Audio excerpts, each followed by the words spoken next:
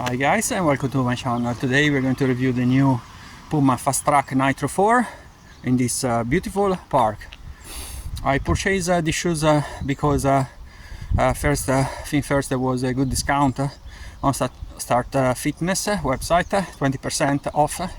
So I end up in paying these shoes £95. Now I tested last year Model 3 and I wasn't happy at all about those shoes. They were slippery. I mean, even on a very light trail, as soon as the surface was a tiny bit wet, was like doing ice skating. So therefore I wasn't pleased, and I returned straight away the shoes to Puma. Now I'm checking the outsole, the design of the new outsole. Looks that this time they did a better job because it looks very similar to the design of the Puma Voyage Model 3, but without using the power adapt feature, which was previously used in the Puma Voyage Nitro 3, which allowed lugs to move a tiny bit on the outsole, guarantee always a better grip. As I said, these shoes cost me £95. Now I purchased the Puma Voyage Nitro 4 at the price of £60, and they are absolutely outstanding. You can do whatever you want in those shoes. You can run even sub 4 repetitions, and actually I have a runner at the running club I coach that did recently a lot of PR just wearing the Voyage Nitro 4 instead of the previous model that he was wearing, which was the Puma DV8 Nitro Elite 3.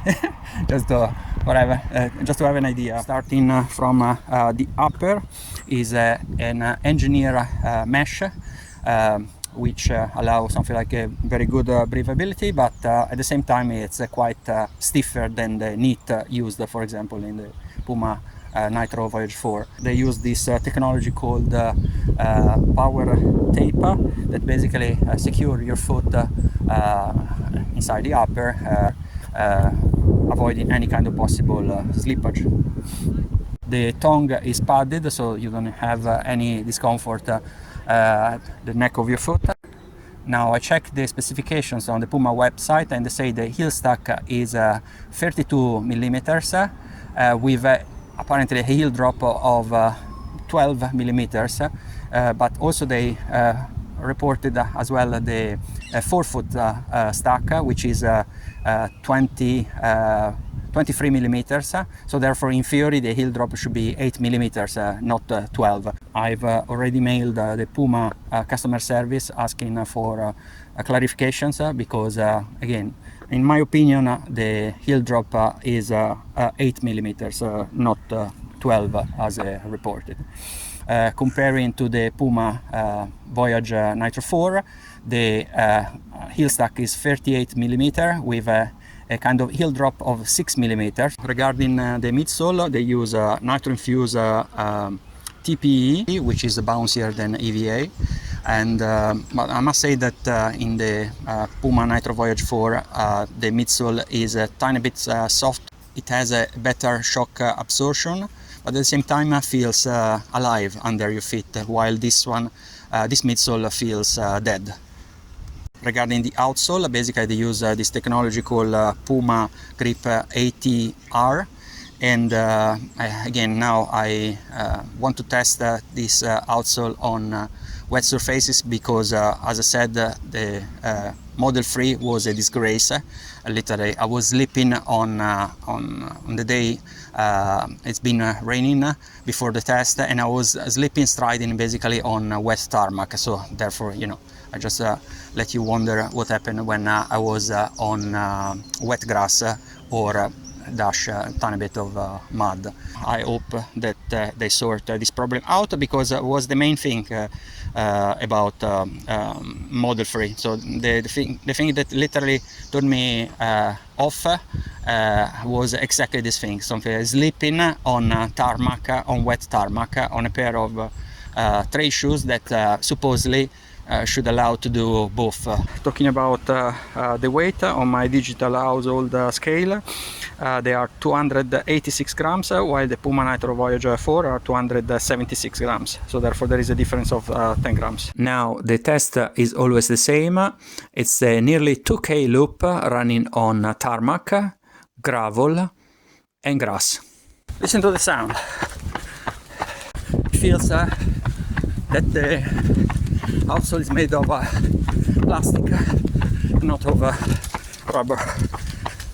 The grip on gravel is not great. I can feel my foot slipping a tiny bit.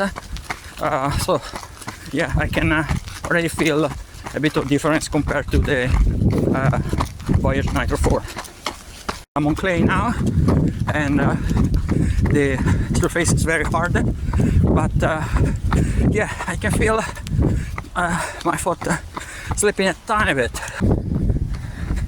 As you can see, you have to watch your steps over here if you don't want to twist your ankle. Tarmac now, and now I'm on grass. Yeah, yeah, it's not like using the Voyage Nitro 4. It's not like that. And yeah, you feel it. And this thing might be silly, but actually affects a lot your hamstrings and makes the difference between finishing the session without feeling the soreness in these muscles, or on the contrary, going home with a lot of rolling on the foam roller to do. I covered this loop with the average pace of 4 minutes 51 seconds. Now I'm a bit tired because last night we finished to train at 10 past 8, and we done a kind of interval training session, so running up 323, 325 minutes per kilometer, so therefore I'm a tiny bit tired. But I cover, as I said, this lap also previously wearing the Voyage 4 Nitro 4, and actually I done this lap in at the pace of 4:43 if I'm not mistaken. So therefore I would say that compared to the other shoes, this one I feel a tiny bit dead, something like. And also when you stride, you feel you have this kind of plastic sound of the outsole, which is something you don't have using the Nitro 4. And again, I remark the fact that the Voyage Nitro 4 are currently on sale around £60. Bear this thing in mind regarding all the considerations I'm making. So, talking about comfort, I always test the shoes wearing them at home for 1 hour before using them for running. And actually, when I put them on, they were feeling very, very snug, especially the toe box, and I have a kind of slim foot, so therefore I was quite surprised. The toe box in the Puma Nitro Voyage 4 is a tiny bit bigger, so therefore eventually if your foot is tiny bit wider, are probably a better choice for you. Anyway, I hope that you enjoy the review, and I'll see you at the next one. Bye!